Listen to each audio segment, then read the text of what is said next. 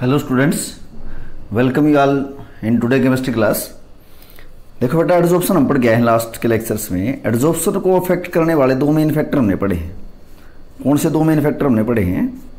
आप देखोगे कि एडजॉर्प्शन को अफेक्ट करने वाले दो मेन फैक्टर आपने पढ़ेंगे, जैसे टेम्परेचर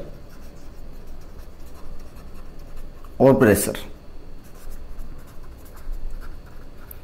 हमने एक टॉपिक डिस्कस किया था, factor affecting the adsorption of gases on solids. वहाँ टेम्परेचर और प्रेशर का रोल बताया था। आपको बताया था कि टेम्परेचर बढ़ाओगे तो एडजॉर्प्शन कम होगा, और गैसेस के केस में अगर प्रेशर बढ़ाओगे तो एडजॉर्प्शन बढ़ेगा। तो अब हम यहाँ पे दो तरह का एडजॉर्प्शन पढ़ेंगे। एक तो पढ़ेंगे एडजॉर्प्शन आइसोथर्म, एडजॉर्प्शन आइसोथर्म हम डिस्कस करेंगे, और एक डिस्कस करेंगे हम एडजॉर्प्शन आइसोबार। आइसोबार देखो, एडजॉर्प्शन आइसोथर्म में हम क्या करेंगे, प्रेशर का इफेक्ट पड़ेंगे एडजॉर्प्शन के ऊपर। एडजॉर्प्शन जब किसी सॉलिड के ऊपर कोई गैस एडजॉर्ब हो जाती है तो उसमें प्रेशर का क्या इफेक्ट है, जब टेम्परेचर कांस्टेंट हो। आइसो का मतलब होता है सेम, और थर्म होता है टेम्परेचर। यानी कि ये कहेंगे कि हम टेम्परेचर कांस्टेंट हो तो प्रेशर का इफेक्ट पड़ेंगे एडजॉर्प्शन के ऊपर। और एडजॉर्प्शन आइसोबार, आइसो का मतलब होता है सेम, प्रेशर। यानी कि जब प्रेशर कांस्टेंट हो तो टेम्परेचर का इफेक्ट पड़ेंगे। यानी कि एडजॉर्प्शन आइसोथर्म में एडजॉर्प्शन के ऊपर प्रेशर का इफेक्ट पड़ा जाएगा, और एडजॉर्प्शन आइसोबार में प्रेशर सेम है तो टेम्परेचर का इफेक्ट हम डिस्कस करेंगे। ये दो मेन फैक्टर हैं जो कि एडजॉर्प्शन को अफेक्ट करते हैं, टेम्परेचर एंड प्रेशर। तो शुरू करते हैं, हम इसको दोनों को डिटेल से डिस्कस करेंगे, adsorption isotherm and adsorption isobar. First है भाई इसमें adsorption isotherm.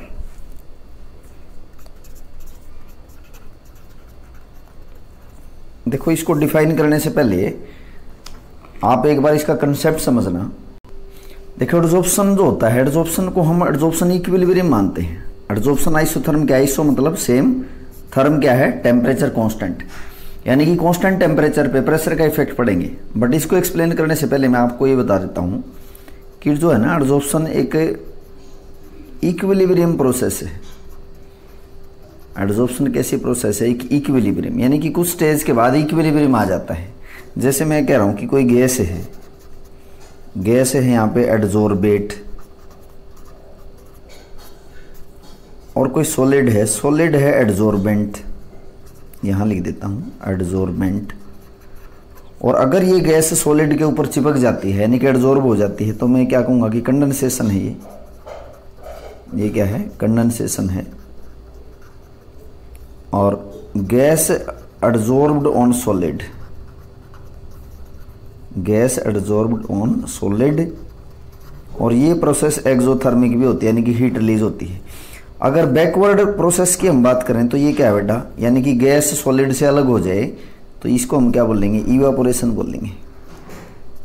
This term is known as evaporation. तो ये तो इवापोरेशन है, जब किसी सॉलिड से गैस रिमूव हो जाती है तो वो इवापोरेशन है।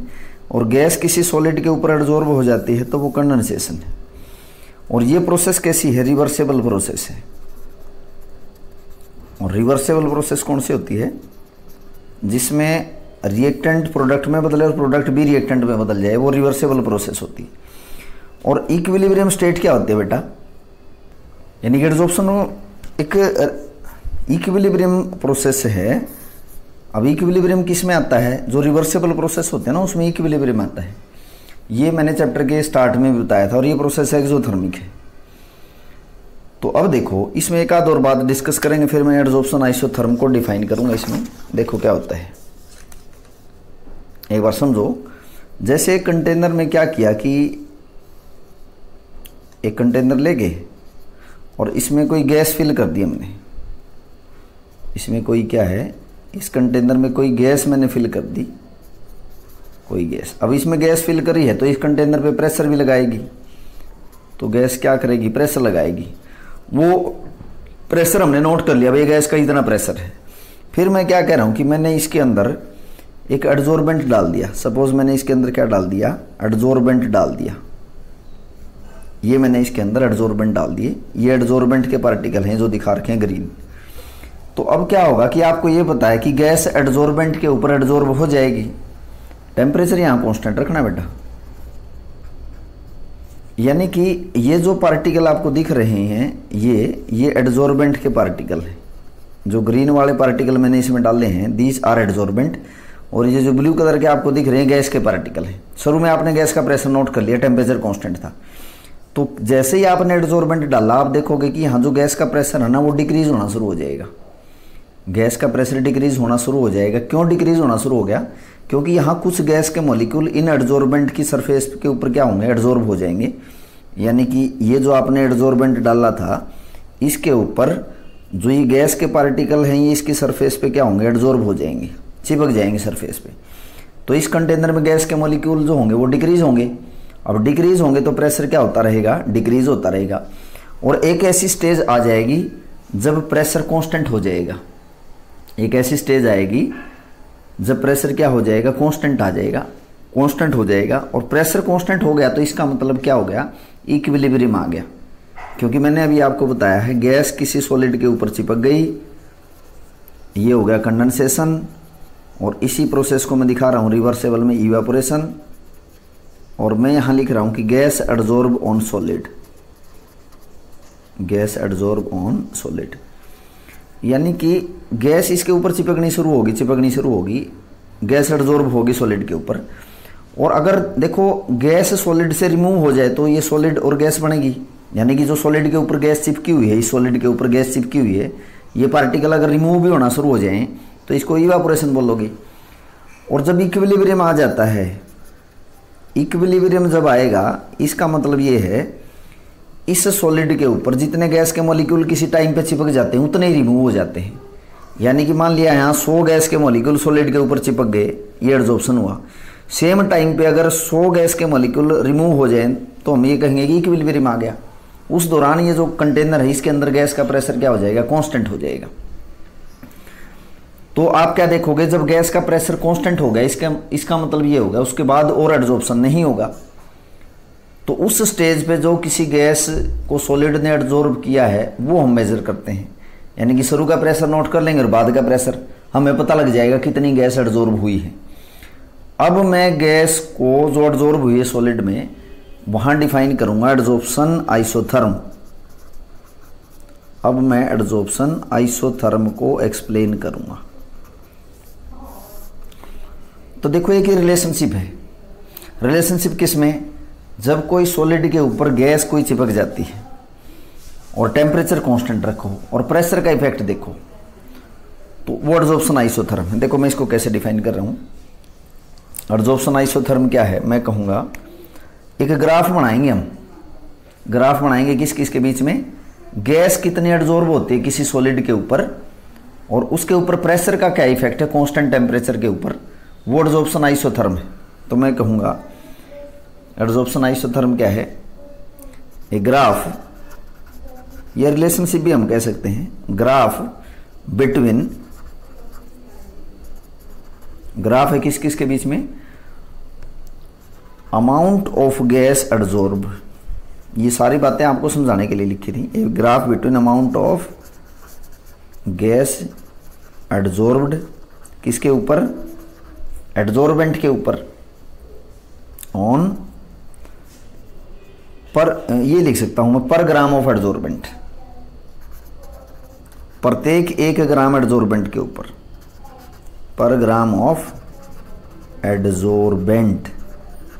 कंडीशन क्या रखी है हमने, कांस्टेंट टेम्परेचर रखा है।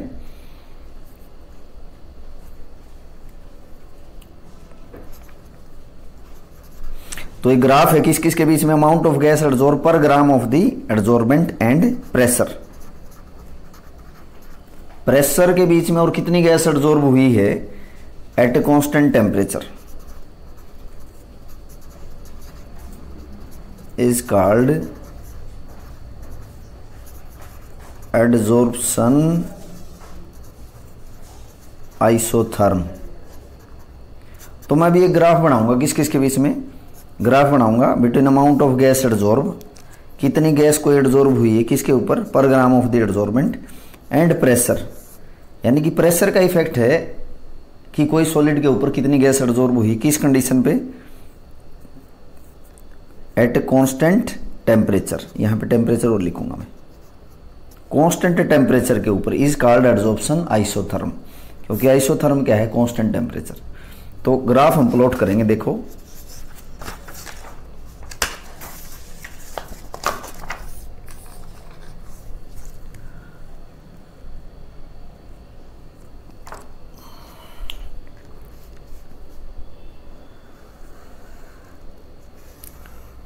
तो ये y एक्सिस पे मैंने लिया है x बाई एम, ये x बाई एम क्या होता है मैं भी आपको एक्सप्लेन भी करूँगा, और ये y एक्सिस पे और ये x एक्सिस पे लिया है प्रेशर। तो देखो ग्राफ कुछ इस तरह से आता है, ग्राफ कुछ इस तरह से आएगा,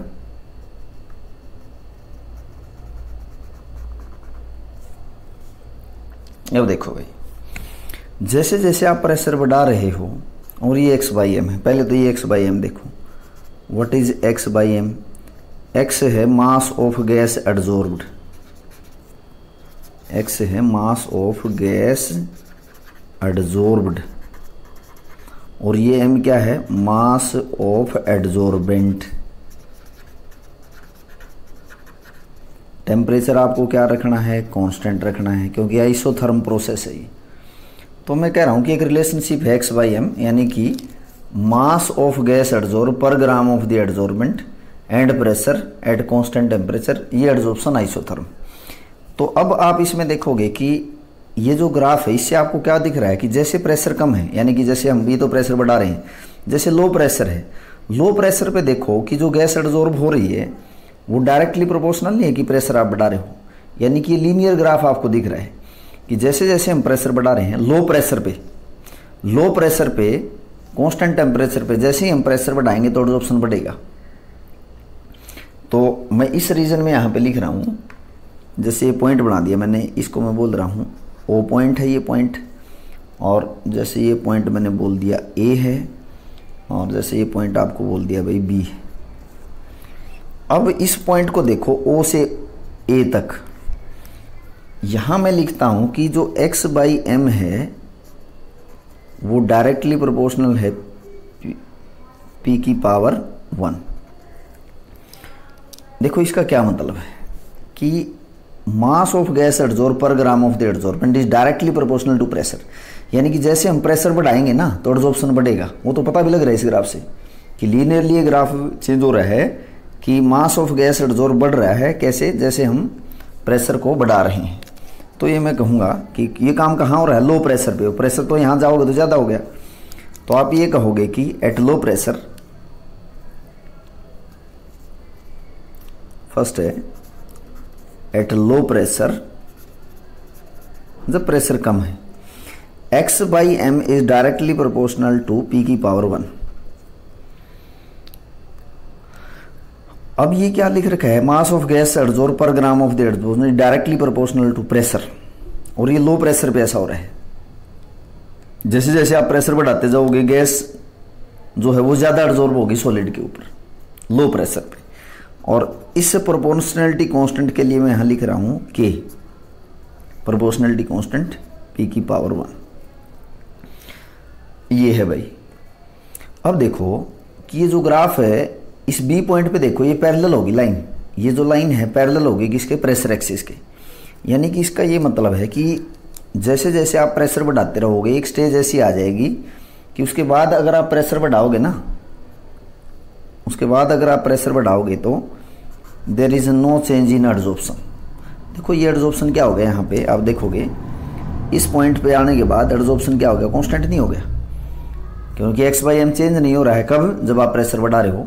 यानी कि एक स्टेज ऐसी आ जाएगी जब आप प्रेशर बढ़ाओगे तो एडजॉर्प्शन चेंज नहीं होगा, क्योंकि इक्विलिब्रियम आ गया उस दौरान। तो मैं ये कहूँगा कि बी पॉइंट के ऊपर यहाँ पे जो x बाई एम है डायरेक्टली प्रोपोर्शनल टू p की पावर 0, यानी कि जो गैस एडजॉर्ब होती है पर ग्राम ऑफ एडजॉर्बेंट वो प्रेशर पे डिपेंड ही नहीं कर रही, क्योंकि अब सैचुरेशन आ गया और ये जो प्रेशर यहाँ पे लिखा है मैंने इस पॉइंट पे क्या है, एक्स एक्सिस पे प्रेशर, PS है सैचुरेशन प्रेशर, सैचुरेशन प्रेशर है ये।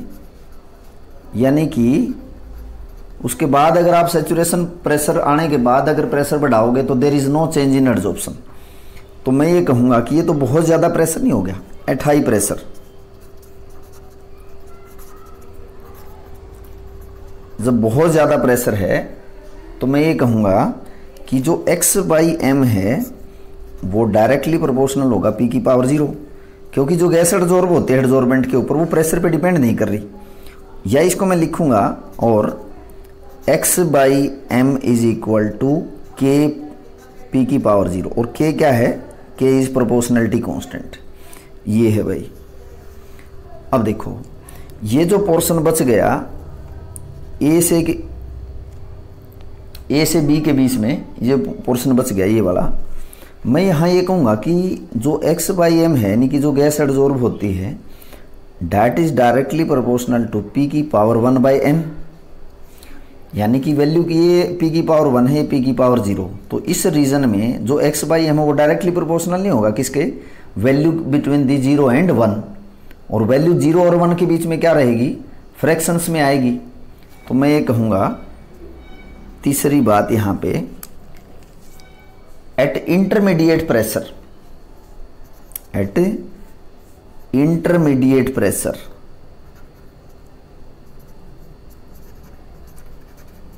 यानी कि इंटरमीडिएट प्रेशर कौन सा है, ना तो प्रेशर बहुत ज़्यादा है, इंटरमीडिएट मतलब ना तो प्रेशर बहुत ज़्यादा है और ना प्रेशर बहुत कम है। तो मैं इस दौरान लिखूंगा कि जो x/m है वो डायरेक्टली प्रोपोर्शनल होगा P की पावर 1/n, और 1n क्या है बेटा, यहाँ पे n कोई पॉजिटिव इंटीजर है, n is a positive integer. तो 1/n का मतलब ये वैल्यू किस में आई, फ्रैक्शंस में आई, यानी कि वैल्यू किसके बीच में, 0 और 1 के बीच में कोई वैल्यू आएगी। तो n यहाँ पे क्या है, एक पॉजिटिव इंटीजर है, और ये जो वैल्यू आएगी ये फ्रैक्शंस में आएगी। अब मैं इसको लिख सकता हूँ x/m is equal to k P की पावर 1/n, और k क्या है, k इज प्रोपोर्शनलिटी कांस्टेंट। अब जो ये इक्वेशन बनी है इसकी वैलिडिटी को अगर चेक किया जाए तो हम लॉगरिथम लेके इसकी वैलिडिटी को भी चेक कर सकते हैं। देखो कैसे, तो लो प्रेशर पे मास of gas adsorb per gram of the adsorbent, जैसे जैसे प्रेशर बढ़ाएंगे तो एडजॉर्प्शन बढ़ेगा। तो एक ऐसी स्टेज आ जाती है, मैं कह रहा हूँ कि ये कोई सॉलिड है, इसके ऊपर एडजॉर्प्शन बढ़ता जा रहा है, उसके बाद जब सैचुरेशन आ जाएगी, पूरी तरह से एडजॉर्प्शन हो गया, उसके बाद अगर आप प्रेशर बढ़ाओगे तो एडजॉर्प्शन चेंज नहीं होगा। तो इस इक्वेशन की अगर वैलिडिटी आपको चेक करनी है, x/m is equal to k P की पावर 1/n, अगर इसकी वैलिडिटी चेक करनी है इस इक्वेशन की, टू चेक दी वैलिडिटी, मैं क्या करता हूं, दोनों तरफ लॉगरिथम लेके और ग्राफ प्लॉट कर लेता हूं। देखो भाई, टेकिंग लॉगरिथम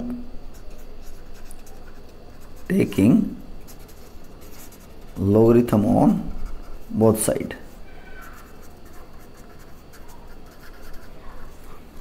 तो मैं लिखूंगा यहां पे logarithm of x/m is equal to, देखो एक फार्मूला होता है लॉगरिथम का, logarithm of a into b. इसको कैसे लिखेंगे, logarithm of a plus logarithm of b। तो मैं इसको कैसे लिखूंगा, देखो a इंटू बी है तो मैं लिखूंगा logarithm of k plus 1/n logarithm of 1 by power आ गया लॉगरिथम ऑफ p।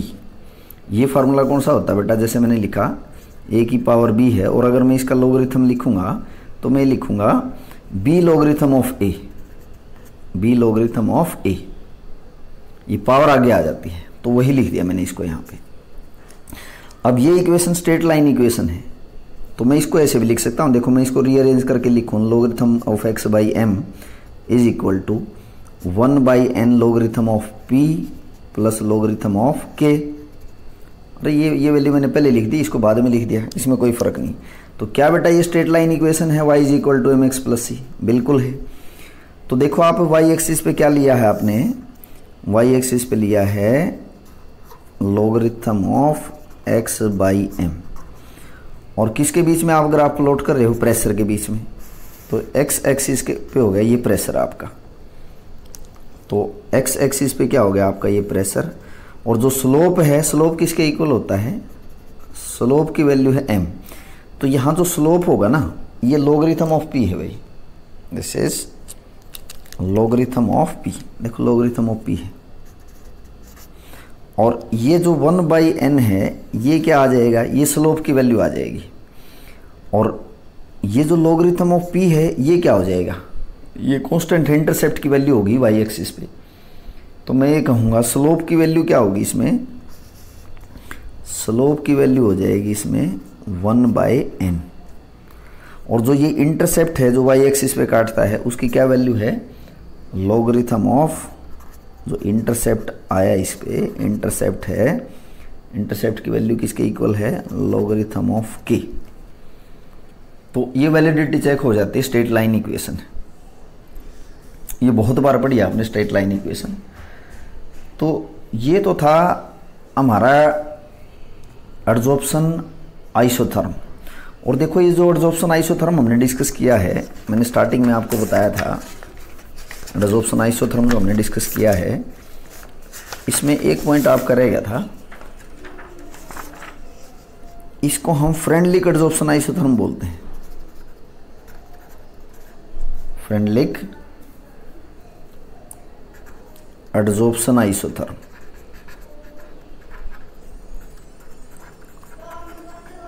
साइंटिस्ट के नाम के बेस पे एडजॉर्प्शन आइसोथर्म तो है, बट फ्रेंडलिक एडजॉर्प्शन आइसोथर्म ये इसमें ऐड कर लेना आप, तो ये हमारी वैलिडिटी भी चेक होगी। देखो इसमें मैंने क्या बताया आपको, इसमें बताया कि जब कोई गैस एडजॉर्ब हो जाए किसके ऊपर, सॉलिड के ऊपर, उसके केस में हमने फ्रेंडलिक एडजॉर्प्शन आइसोथर्म पढ़ा है। अब एडजॉर्प्शन तो सॉल्यूशन में भी तो हो सकता है, कैसे, जैसे मैं समझा रहा हूँ इसमें, मैं अगर कह रहा हूँ कि ये कोई सॉल्यूशन है, सपोज जैसे मैंने ये कह दिया कि ये सॉल्यूशन है, कोई एसिटिक एसिड का सॉल्यूशन है, यानी कि इसमें एसिटिक एसिड सॉल्यूट है, वाटर यहाँ सॉल्वेंट है, और जैसे मैंने इसमें चारकोल डाल दिया, ये क्या डाल दिया इसमें, एडजॉर्बेंट। अब आपने एसिटिक एसिड का सपोज यहाँ, सपोज जो पहले आपने सॉल्यूशन लिया था, सपोज ये 1 मोलर लिया था, टेम्परेचर कांस्टेंट रखना है, तो आप देखोगे जब इसमें एडजॉर्बेंट आपने डाल दिया तो धीरे धीरे इसकी कंसंट्रेशन 1 मोलर से क्या होगी, डिक्रीज होती रहेगी। डिक्रीज क्यों होगी भाई, क्योंकि सोल्यूट के कुछ पार्टिकल एसिटिक एसिड के चारकोल की सरफेस पे क्या होंगे, एडजॉर्ब हो जाएंगे, और इस सॉल्यूशन में एसिटिक एसिड के जो कंसंट्रेशन है वो क्या होगी, डिक्रीज हो जाएगी, क्योंकि कुछ मॉलिक्यूल एसिटिक एसिड के एडजॉर्ब हो गए चारकोल की सरफेस पे, तो इस सॉल्यूशन की जो कंसंट्रेशन 1 मोलर से डिक्रीज होगी, और एक ऐसी स्टेज आ जाएगी जब इक्विलिब्रियम आ जाएगा, यानी जितने एसिटिक एसिड के मॉलिक्यूल इस पे एडजॉर्ब हो रहे हैं उतने ही रिमूव होने शुरू हो गए, तो एडजॉर्प्शन इक्विलिब्रियम आ गया, तो उस दौरान इस सॉल्यूशन में एसिटिक एसिड की कंसंट्रेशन कांस्टेंट हो जाएगी, क्योंकि बेटा एडजॉर्प्शन को हम इक्विलिब्रियम मान रहे हैं, रिवर्सेबल प्रोसेस है। मैं कह रहा हूँ कि जब इक्विलिब्रियम आ गया ना, इसका मतलब ये है इस चारकोल के ऊपर, जैसे एडजॉर्बेंट है चारकोल, जितने एसिटिक एसिड के मॉलिक्यूल एडजॉर्ब हो रहे हैं किसी टाइम पे, उतने ही अगर डीजॉर्ब होना शुरू हो जाए तो इक्विलिब्रियम आ गया। जब इक्विलिब्रियम आ जाएगा तो हम देखेंगे कितना एडजॉर्प्शन हुआ। तो इसमें भी ऐसे ही एक्सप्लेन करेंगे हम, कैसे, जैसे एडजॉर्प्शन आइसोथर्म आपने एक्सप्लेन किया था प्रेशर के लिए, इसमें भी ऐसे ही एक्सप्लेन करेंगे। तो यहाँ भी मैं ऐसे ही लिखूंगा x/m, और यहाँ प्रेशर की जगह अब कंसंट्रेशन लिखा जाएगा, तो उसमें भी ऐसे ही मैं एक्सप्लेन करूंगा, इसमें भी ऐसा ही ग्राफ आएगा, और ये जो आपकी कंसंट्रेशन हो जाएगी, ये सैचुरेशन आपकी कंसंट्रेशन है, सैचुरेशन आ जाएगी, सेम जैसे कि उसके लिए बताया था। अब देखो, तो उसके लिए भी ऐसे ही फार्मूला बनाया होगा मैं, जैसे मैंने पहले प्रेशर के लिए बनाया, x/m is directly proportional to p की पावर 1/n, या प्रोपोर्शनलिटी कांस्टेंट के लिए मैं लिखूं कि p की power 1/n।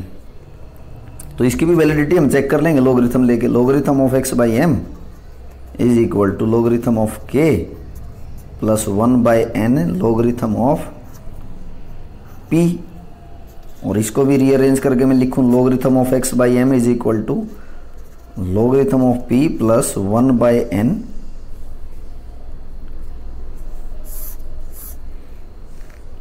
Logarithm of x by m is equal to, अच्छा प्रेशर की जगह सॉरी कंसंट्रेशन इसमें करेंगे क्योंकि कंसंट्रेशन की बात चल रही है। p की जगह हम कंसंट्रेशन करेंगे, तो इसकी जगह मैं क्या लिखूंगा, कंसंट्रेशन लिखूंगा। तो यहाँ भी मैं ऐसे ही लिखूंगा इसको logarithm of x by m is equal to 1/n logarithm of c plus logarithm of k। ये है भाई। और ग्राफ अगर प्लॉट कर रहे हो तो यहाँ पे मैं बता देता हूँ, ये y is equal to m x plus c straight line equation है। तो आप देखोगे y एक्सिस पे क्या लिया आपने, logarithm of x by m, और x एक्सिस पे आपने क्या लिया, इसमें कंसंट्रेशन ली है, ये कंसंट्रेशन है। और स्लोप की क्या वैल्यू है बेटा, स्लोप किसके इक्वल होगा, ये होगा 1/n के इक्वल। और ये इंटरसेप्ट की वैल्यू है। इंटरसेप्ट की क्या वैल्यू आएगी, इंटरसेप्ट की वैल्यू आएगी लॉगरिथम ऑफ k। तो जैसे कोई गैस एडजॉर्ब होती है किसी सॉलिड के ऊपर, ऐसे ही सॉल्यूशन में से कोई सॉल्यूट का पार्टिकल सॉलिड पे एडजॉर्ब हो जाएगा। जैसे सॉल्यूशन बनाया एसिटिक एसिड का, इसमें आप देख रहे हो कि जो सॉल्यूट के पार्टिकल थे ना एसिटिक एसिड के, वो इस सॉलिड के ऊपर क्या हो जाते हैं, एडजॉर्ब हो जाते हैं। ऐसे और भी एग्जांपल हम दे सकते हैं, जैसे कि आप लिटमस सॉल्यूशन पढ़ के आए हो। जैसे अगर मैं ये कहूँ कि ये आपके पास एक कंटेनर है और आपके पास है ना इसमें लिटमस सॉल्यूशन है, लिटमस सॉल्यूशन 10वीं में पढ़ के आए हैं, रेड लिटमस और ब्लू लिटमस है। तो अब अगर आप इसमें चारकोल डाल देते हो तो धीरे धीरे ये सॉल्यूशन ना कलरलेस हो जाएगा। क्यों कलरलेस हो जाएगा, क्योंकि जो कलर्ड पार्टिकल है वो इसकी सरफेस पे क्या हो जाएंगे, एडजॉर्ब हो जाएंगे। तो ये था भाई हमारा एडजॉर्प्शन आइसोथर्म। अच्छा इसमें जो k है ना, k जो यहाँ पे है k कांस्टेंट है, k रहेगा कांस्टेंट। और जो k की वैल्यू है वो डिपेंड करेगी nature of adsorbent and nature of adsorbent के ऊपर। उसके बाद हम शुरू करते हैं, ये तो था एडजॉर्प्शन आइसोथर्म। उसके बाद हम पढ़ेंगे एडजॉर्प्शन आइसोबार पढ़ेंगे।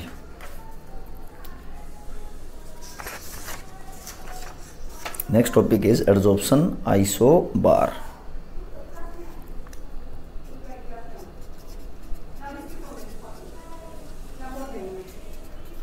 एडजॉर्प्शन आइसोबार, देखो आइसो होता है कांस्टेंट, बार है प्रेशर कांस्टेंट रखेंगे। प्रेशर इसमें कांस्टेंट है तो टेम्परेचर का इफेक्ट देखेंगे, यानी कि एडजॉर्प्शन के ऊपर टेम्परेचर का क्या इफेक्ट होगा कांस्टेंट प्रेशर पे, वो हमें देखना है। तो मैं ये कहूँगा कि एडजॉर्प्शन आइसोबार क्या है, एक ग्राफ बनाऊंगा मैं, एक graph between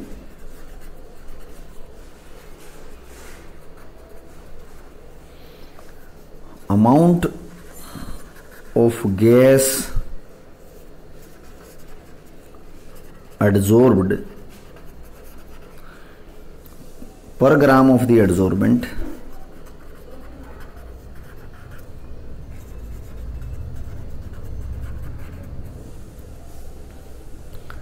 and temperature at constant pressure। यहां प्रेशर कांस्टेंट रखना है, एडजॉर्प्शन और टेम्परेचर का इफेक्ट देखना है। एडजॉर्प्शन पे टेम्परेचर का इफेक्ट देखना है कांस्टेंट प्रेशर पे। तो a graph between the amount of gas adsorb per gram of the adsorbent and temperature at constant pressure is called adsorption isobar. अब देखो एडजॉर्प्शन आइसोबार जो है,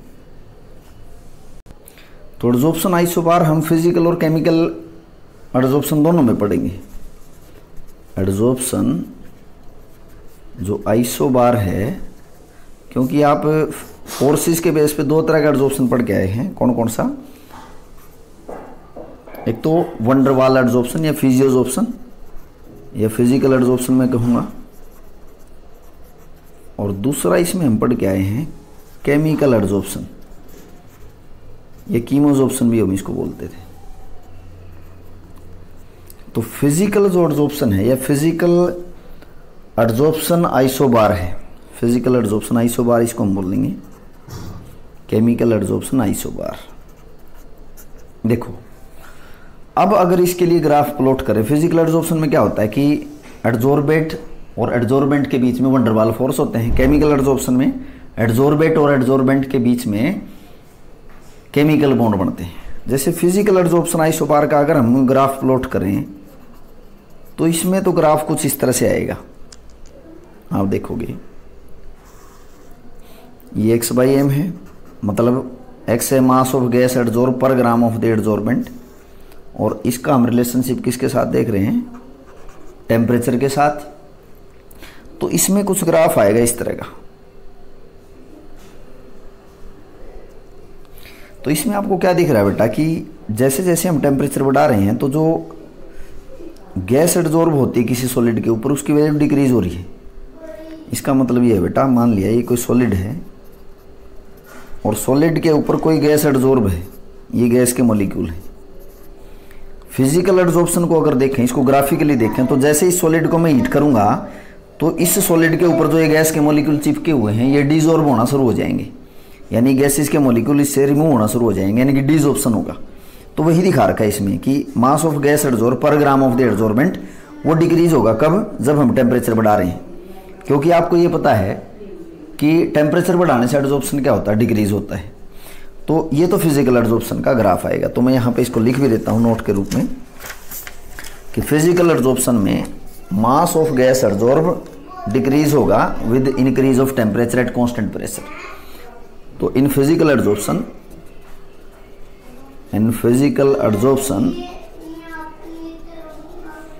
मास ऑफ गैस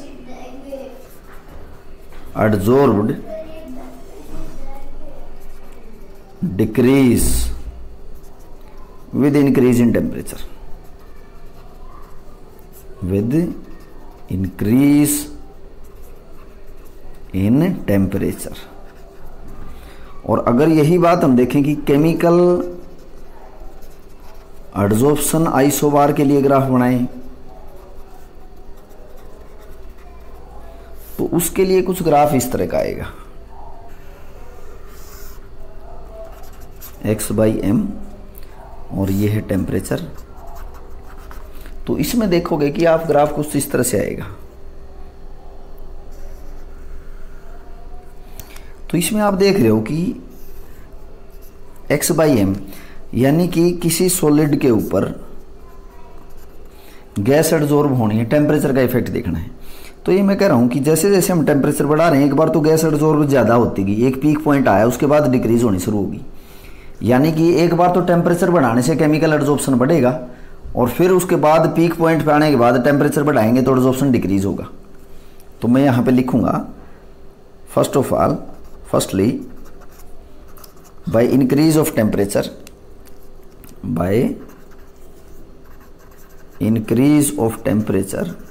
किसमें, केमिकल एडजॉर्प्शन आइसोबार में। Pressure क्या रखना है यहाँ पे, कांस्टेंट रखना है। तो firstly by increase of temperature adsorption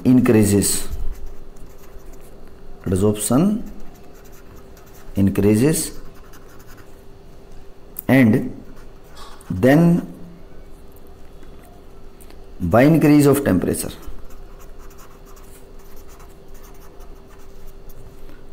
adsorption decreases. फिर उसके बाद एडजॉर्प्शन डिक्रीज हुआ। देखो जब फैक्टर आपको पढ़ाए थे कि एडजॉर्प्शन पे टेम्परेचर का क्या इफेक्ट होगा, वहां तो आपको पढ़ाया था कि टेम्परेचर बढ़ाने से एडजॉर्प्शन डिक्रीज होगा। बट केमिकल एडजॉर्प्शन आइसोबार में आप देखोगे कि एक बार टेम्परेचर बढ़ाने से एडजॉर्प्शन बढ़ रहा है, पीक पॉइंट आई, उसके बाद फिर टेम्परेचर बढ़ाओगे ना, आप फर्दर टेम्परेचर बढ़ाओगे तो x/m डिक्रीज होगा, यानी कि मास ऑफ गैस एडजॉर्ब डिक्रीज होगी। ऐसा क्यों होता है भाई? बेटा क्योंकि ऐसा इसलिए होता है कि केमिकल एडजॉर्प्शन क्या है, केमिकल रिएक्शन है। केमिकल एडजॉर्प्शन क्या है, केमिकल रिएक्शन है। और केमिकल रिएक्शन के लिए हमें एनर्जी खर्च करनी होती है, कौन सी, एक्टिवेशन एनर्जी। क्योंकि रिएक्टेंट को हम कुछ एनर्जी देते हैं, एक्टिवेशन एनर्जी, तभी रिएक्टेंट प्रोडक्ट में बदल पाता है। तो इसलिए केमिकल एड्जॉर्प्शन में टेम्परेचर बढ़ाने से जो एनर्जी आपने दी वो एक्टिवेशन एनर्जी के तौर पे यूज हो गई। यानी कि शुरू में जैसे हमने टेम्परेचर बढ़ाया, वो जो एनर्जी आपने रिएक्टेंट को दी वो एक्टिवेशन एनर्जी के तौर पे यूज हो गई, यानी केमिकल रिएक्शन करवाने के लिए खर्च हो गई वो। इसलिए टेम्परेचर बढ़ाने से एड्जॉर्प्शन बढ़ रहा है। शुरू में टेम्परेचर बढ़ाने से एड्जॉर्प्शन बढ़ इसलिए रहा है क्योंकि रिएक्टेंट को एनर्जी भी तो चाहिए ना, एक्टिवेशन एनर्जी। तो टेम्परेचर बढ़ाओगे वो तो वहाँ से खर्च कर ली उसने, यूज़ कर ली। उसके बाद अगर टेम्परेचर बढ़ाओगे तो एड्जॉर्प्शन क्या होगा, उसमें डिक्रीज। तो कंक्लूजन ये है भाई, शुरू में टेम्परेचर बढ़ाया तो एड्जॉर्प्शन इसलिए बढ़ा क्योंकि ये केमिकल एड्जॉर्प्शन क्या है, केमिकल रिएक्शन है जिसमें शुरू में टेम्परेचर बढ़ाने से जो एनर्जी हम दे रहे हैं रिएक्टेंट को वो एक्टिवेशन एनर्जी के तौर पे यूज हो गई। तो ये था हमारा adsorption isotherm and adsorption isobar. और जैसे आपको बताया है कि फ्रेंडली एड्जॉर्प्शन आइसोथर्म उसको बोल देंगे, ठीक है। फ्रेंडली एड्जॉर्प्शन आइसोथर्म में हमने क्या पढ़ा, आइसोथर्म होता है टेम्परेचर कांस्टेंट रखेंगे। तो कांस्टेंट टेम्परेचर रख के कोई एड्जॉर्बेंट किसी एड्जॉर्बेंट पे कितना एड्जॉर्ब हो जाएगा, और उस पर हमने जैसे गैस के केस में किसी प्रेशर का इफेक्ट देखा था और सॉल्यूशन में से किसी सॉल्यूट की कंसंट्रेशन देखी थी, वो तो था एड्जॉर्प्शन आइसोथर्म। एड्जॉर्प्शन आइसोबार में हमने क्या देखा है कि प्रेशर कांस्टेंट रख के टेम्परेचर का इफेक्ट देखना है एड्जॉर्प्शन पे, और वो हमने देखा है फिजिकल और केमिकल एड्जॉर्प्शन के लिए। ये जो दो टॉपिक आज आपको कराए हैं, adsorption isotherm and adsorption isobar, ये बहुत इंपॉर्टेंट टॉपिक हैं बोर्ड एग्जाम के लिए। मोस्टली ये टॉपिक बोर्ड एग्जाम में पूछे जाते हैं, और इन दोनों में से भी ज़्यादा इंपॉर्टेंट है एड्जॉर्प्शन आइसोथर्म, मोस्टली पूछा जाता है बोर्ड एग्जाम में। तो ये था हमारा आज का लेक्चर बेटा, adsorption isotherm and adsorption isobar. अगले लेक्चर्स में हम क्या पढ़ेंगे, कैटालाइसिस पढ़ेंगे। कैटालाइसिस क्या होता है, कैटलिस्ट क्या होते हैं, कैटालाइसिस की थ्योरी हम पढ़ेंगे। तो आज के लेक्चर को यहीं ख़त्म करते हुए आई होप आपको ये लेक्चर बहुत अच्छे से समझ में आ गया होगा।